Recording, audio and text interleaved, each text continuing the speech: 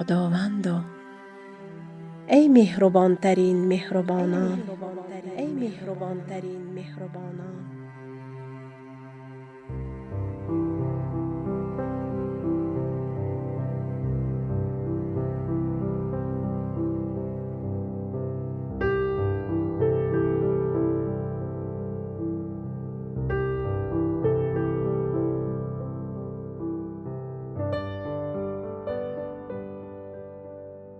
خداوندا ای مهربانترین مهربانان، ای کسی که بی مقدر روزی می‌دهی و بی دلیل می‌بخشی، گناهی مرا ببخش و دل مرا از هر ناپاکی، پلیدی و شهوت پاک کن.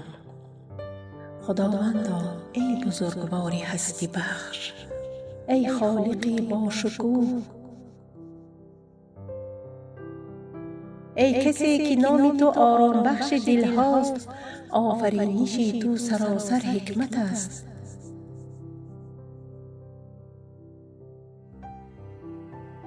بیتابم برای تو شیرین است، بیتابترم کن.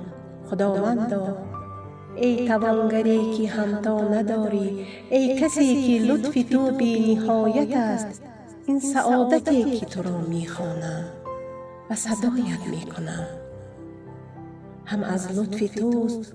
به من بینش عطا کن که خدای درونم را دریابم و شایسته اشرف مخلوقاتت باشم.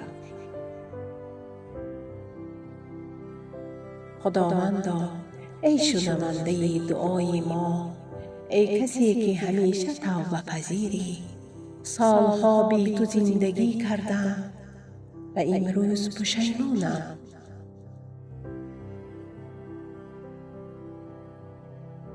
ندامت را بپذیر و هدایتم کن به راهی که هر لحظه اش تو باشی و مقصدش نیز تو.